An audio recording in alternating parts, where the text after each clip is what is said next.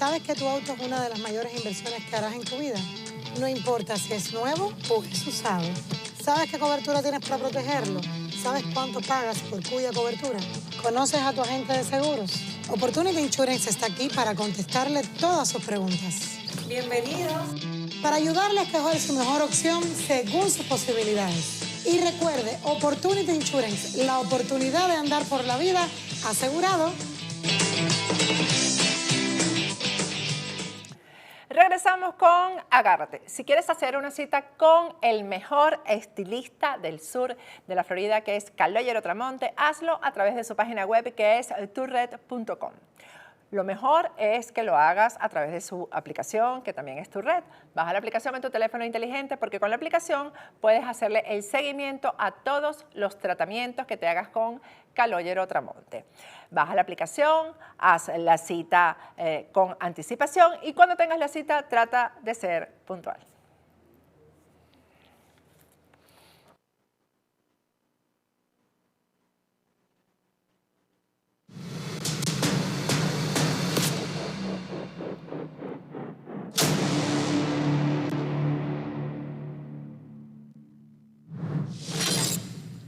Regresamos con Agárrate y vamos a conversar con nuestro abogado de inmigración, Jesús Reyes, como todos los martes. Buenas noches, Jesús, ¿cómo estás? Bien, Patricia, todo bien, gracias a Dios. Aquí, bueno, siguen viniendo las noticias de inmigración, las personas siguen preguntándose qué es lo que está pasando y ciertamente con esta administración ahora de una forma diferente a la previa, pero ciertamente han habido muchos cambios y cosas interesantes que han estado pasando en estas últimas semanas. Entonces es importante que las personas estén pendientes de esas cosas, sobre todo personas que quieren aplicar a casos de asilo o que tengan un caso de corte. Por cierto, Jesús, que el último programa que hicimos donde informamos sobre los premium processing, pues eso ha causado un revuelo porque, bueno, indignación por un lado de que cómo es posible que tengas que pagar por un permiso de trabajo, pero también hay dudas acerca de los montos. Eso ya es preciso, ya es oficial los montos para cada uno de los procesos de inmigración. Entonces, hasta ahorita lo que ha anunciado el gobierno es que, y son diferentes procesos, pero se está hablando de montos un tanto altos y por eso quizás la indignación de muchas personas. De hecho, cifras que se han comunicado ha sido de $2.500. Esto directamente para inmigración. El premium processing, Patricia, no es algo nuevo. Esto es algo que ya existía, pero como habíamos hablado la última vez, este proceso, llamémoslo proceso expedito, existía o existe para tipos de visas por lo general de inversión. Personas haciendo inversiones en los Estados Unidos, personas haciendo visas de trabajo, también personas que hacen visas para ejecutivos, para pequeñas empresas, entre otros procesos. Pero por primera vez se está hablando de también aplicar o usar o digamos poner disponible este proceso a simples solicitudes, tales como una residencia, un permiso de trabajo, un TPS. Entonces, inmigración, como siempre, ellos dan una noticia general y ya después ellos detallan más cuáles van a ser, en este caso, los montos, los procesos, cómo hacerlo, cuál aplicación. Nosotros ciertamente vamos a estar aquí ampliando más sobre este tema, pero hasta ahora lo que el gobierno ha comunicado es la intención de acelerar los procesos por medio de esta nueva alternativa de un proceso expedito y se está hablando de estas cantidades para que las personas puedan tener esta opción. Vamos a ver qué va a pasar. Entiendo lógicamente que hay casos que por lo menos las tarifas de inmigración para un TPS, un permiso de trabajo, comparados a estos montos, es una diferencia muy grande. Entonces me imagino el Servicio de Inmigración estará al tanto de esto y se espera que pronto vayan a emitir ya detalles sobre cuáles van a ser los montos y cómo aplicar a este proceso expedito. Bueno, hay una noticia nueva que tiene que ver con los fiscales que ahora van a poder cerrar los casos de inmigración, Jesús. Yo no sé hasta qué punto eso beneficia al inmigrante, porque el fiscal siempre está en contra del inmigrante. Eso es lo que vemos en todos los procesos de inmigración, en las cortes, en los juicios, etcétera. Hasta en las películas se ve Sí, el fiscal como el fiscal el... es el enemigo Sí. a vencer. Entonces, bueno, yo soy inmigrante, yo veo al fiscal como el Claro, enemigo a vencer, ¿no? claro. Es la parte del gobierno, pues es la Sí, parte que tiene que, digamos, ganar, o sea, es el que tiene que convencer al juez en este caso de que no se le dé asilo al inmigrante cuando es un asilo, etcétera, ¿no? O que simplemente no favorecer al inmigrante. claro. Entonces, un poder de este tipo en manos de un fiscal. Explícame Sí, eso. claro. Entonces, bueno, voy a dar, digamos, el background, la información, digamos, la fundación de por qué esto, la razón por qué esto está pasando y cuál es la nueva política que se está viendo ahora en cuanto a los fiscales teniendo este poder de cerrar los casos. Tenemos que recordar, Patricia, que actualmente existen más de 1 millón de casos activos en las Cortes de Inmigración. Justamente estaba hablando ahorita acerca de que estos son los casos que están activos. Esto no cuenta con todos los casos que diariamente están siendo agregados. Personas que están aplicando dentro de los Estados Unidos, personas que están aplicando por la frontera, personas que vienen como refugiados. En sí el volumen es alto, inmigración ha sido claro.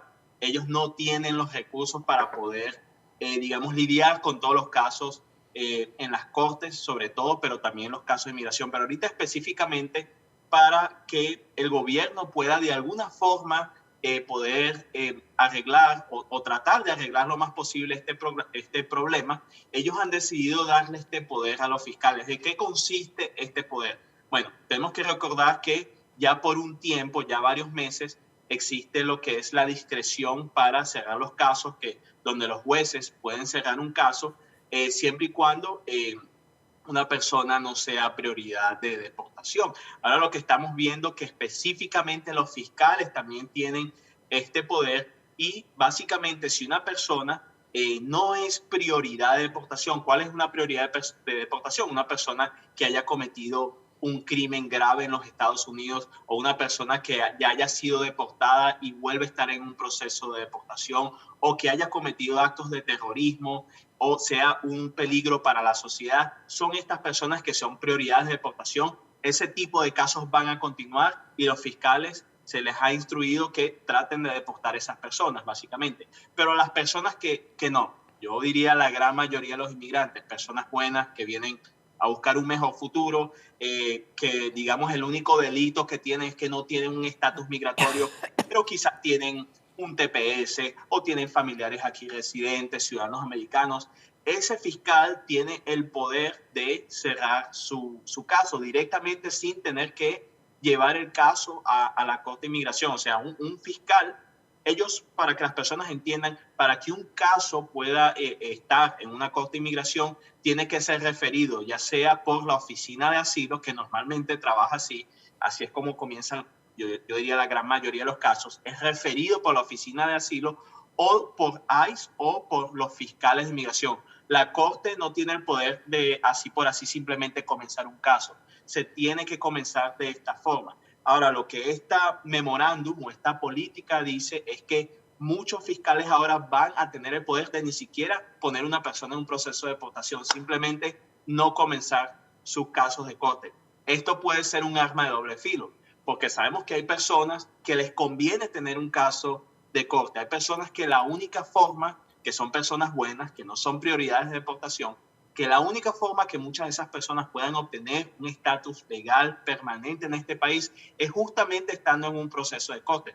Como también hay personas que les tienen temor a las cortes de inmigración, que ya pueden resolver de otra forma. Esas son las personas que se van a beneficiar de esta nueva política. Pero, como siempre, vamos a ver cómo esto se desarrolla. Siempre emiten una política, emiten un memorándum, pero ya después es que inmigración ya implementa los detalles, ya cuando esto se pone en la práctica, y eso es lo que vamos a ver en los próximos meses, cómo va a funcionar esto. Ahora, un fiscal toma una decisión y al inmigrante no le conviene y eso no es apelable, por ejemplo.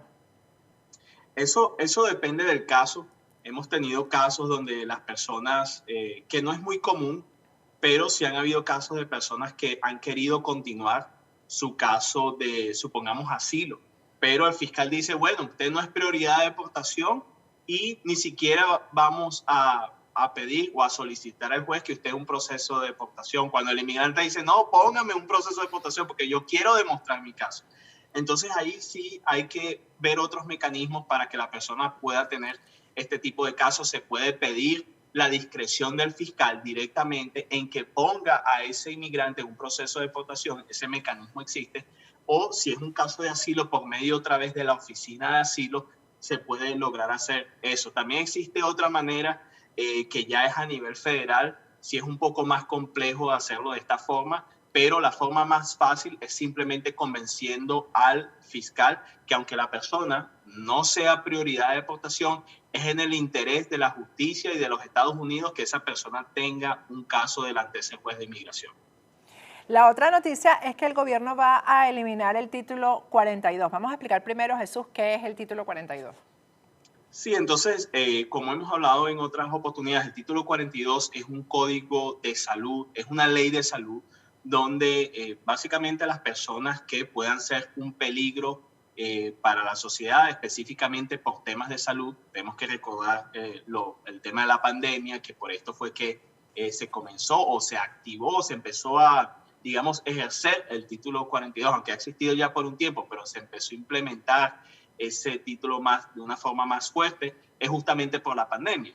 Entonces, aparentemente los casos han bajado, ya digamos no es un problema como ha sido antes, y el gobierno lo que ha dicho es, ¿sabes qué? Esto no lo vamos a usar más en contra de aquellas personas que están solicitando asilo en la frontera. Esto ha afectado a muchas personas, Patricia, en el sentido de que han habido muchísimas personas que han querido solicitar asilo, una entrevista de miedo creíble en la frontera y simplemente le dicen no, título 42, aquí ni siquiera una entrevista de asilo ni una entrevista de miedo creíble. Entonces eso va a cambiar. Ya la Guardia Fronteriza, para aquellas personas que solicitan asilo en la frontera, ya ellos no pueden usar eso como una excusa para denegarle al inmigrante la oportunidad de poder solicitar asilo. Ahora, sin embargo, tenemos que recordar que por ahí todavía está ese programa de MPP, que muchas personas se han olvidado del programa, sí. Existe todavía el programa de MPP y aunque, gracias a Dios, muchas personas a discreción de inmigración por razones humanitarias se les ha permitido ingresar, sin embargo, oficiales de inmigración todavía pueden exigir que una persona se quede en México. Entonces, como hemos visto, me acuerdo cuando hablamos del MPP, muchas personas estaban preocupadas y decían, bueno, ahora ¿cómo así no nos van a dejar entrar a los Estados Unidos? Y lo que hemos visto en la práctica ha sido que aunque está el programa, siguen viniendo personas, siguen siendo procesadas, siguen siendo atendidas y permitidas aplicar un amparo estando dentro de los Estados Unidos. Sin embargo, eso no quita que está una ley en efecto que de vez en cuando los oficiales ejercen y a veces hay personas que desafortunadamente no se les permite ingresar y estas personas tuvieran que entonces esperar en México ya sus casos de asilo. Ahora, esta medida de eliminar el título 42 debería venir acompañada con que ya se permita la visita a los detenidos, que hasta ahora ha estado prácticamente congelada precisamente por el tema del COVID. Definitivamente. Y ahí sí hay unas cuantas, diría yo, inconsistencias ahorita. No sé si quizás es que porque no se han actualizado bien. Tenemos que recordar inmigración. Inmigración es a veces nosotros nos referimos a inmigración como solo una agencia, son varias agencias. Está ICE, está CBP, que es la Guardia Fronteriza, está UCIS, está las Cortes de Inmigración, está el Departamento de Estado, está los abogados de la oficina de ICE, o sea, son muchos componentes de inmigración, tienen sus diferentes directivas y posiblemente ya lo que es la parte de los centros de detención, específicamente ICE, que son los que están ya digamos que controlan esa parte, todavía no han hecho las actualizaciones que deben de haber hecho. Lo que sí sabemos que pronto para aquellas personas que las tienen en lo que se llama Order of Recognizance o órdenes de seguimiento, que son personas que cuando aplican al asilo en la frontera y les permiten entrar, tienen que reportarse a oficinas de inmigración. Hasta ahorita muchas de esas oficinas han estado cerradas, pero nos ha llegado un comunicado que ya pronto van a estar abriendo esas oficinas. Por eso es muy importante, si hay una persona que nos está viendo, tiene un caso de corte y usted se le ha dicho que tiene que reportarse a una oficina de inmigración de ICE, es importante que usted chequee ya con su abogado o con la persona que lo esté representando si esa va a ser una cita en persona o no. Muchas las están cancelando, pero ya pronto ellos van a reabrir de nuevo porque ya está cambiando el approach, ya como el gobierno está lidiando con el COVID. Ya el tema del COVID o sea, ya la gente está hasta aquí. Sí.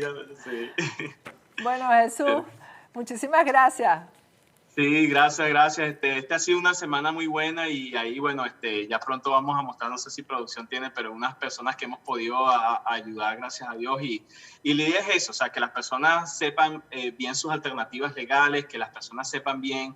Es importante cuando yo le digo a las personas, no se confíen solo en la opinión de una persona, y eso se lo digo hasta a mis propios clientes. Busquen una segunda opinión. Es importante estar bien asesorado y saber cuáles son sus alternativas legales. Vamos a ver los testimonios.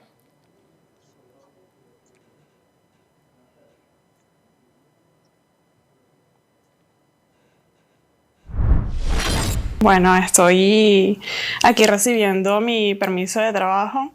Increíblemente, de apenas un mes que hice la solicitud, yo voy a llorar, porque, bueno, es increíble cuando uno hace las cosas con fe y con gente que lo apoya y lo motiva a uno. Desde el primer día, el doctor Jesús Reyes y todo el equipo fue muy amable con nosotros y con mi familia y nos dio la seguridad para poder hacer este proceso que no es nada fácil y que lo hicieron más placentero, más llevadero. Increíblemente, después de un año apenas que hice la solicitud de mi asilo y aquí estoy recibiendo mi permiso de trabajo después de un mes de hacerlo. Pues les recomiendo a todos que confíen en la firma del abogado Jesús Reyes y de todo su equipo, que es genial, y que bueno, que tengan mucha fe, que hagan siempre las cosas con las mejores personas y aquí tienen esta firma para que puedan confiar en ellos.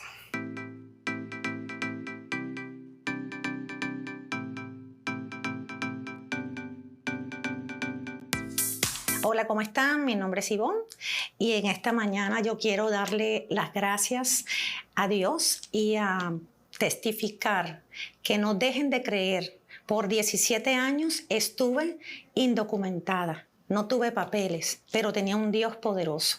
Dios usa hombres y en esta mañana yo tengo la seguridad, tengo la bendición en mis manos y puedo testificar que Dios es real. Dios es el que se lleva toda la gloria, pero yo vine hasta acá por voluntad de Dios, hasta las oficinas de Jesús Reyes, que no hay casualidades en él, para que ellos tramitaran todo lo que es mi caso. Le doy gracias a Dios porque abrió una ley donde ellos diligentemente hicieron que esto sea posible. Le doy gracias a Dios y a los abogados que sirven para este bufete. Wow, esas son las bendiciones que vienen en esos sobrecitos, Jesús. Sí, no, eso es tremendo y es increíble porque, o sea, como siempre he dicho, o sea, el equipo, tenemos un excelente equipo de trabajo, no somos perfectos, comenzando por mí, no soy perfecto en lo absoluto, pero sí me interesa, yo estuve en esa misma posición, yo sé que es pasar por un proceso y quizás muchas personas no entiendan eso, bueno, es un permiso de trabajo, un TPS, una residencia, para una persona que no tiene nada, eso es bastante. Entonces, que las personas... Es todo, sí. Entonces, qué bueno que hayan personas que estén agradecidas con eso, que puedan salir adelante, que puedan trabajar, darle de comer a su familia y, bueno, que sigan abriendo más oportunidades. Y uno que da un granito de arena con sus imperfecciones y todo, pero bueno, ahí ayudamos a la gente. Jesús, y 17 años sin documentos. Imagínate lo que significó para ella eso, ¿ah? Lo que significa. Sí, sí, sí, sí. Ahí eso, ¿Cómo lo estamos muy hiciste? contentos Echa el por él. cuento. Ya para la próxima, para la próxima. Eso es un buen cuento, ¿viste? Gracias, Jesús. Dios te bendiga. Bye. Bueno, con esto me despido. Hasta mañana. Un abrazo, cuídense.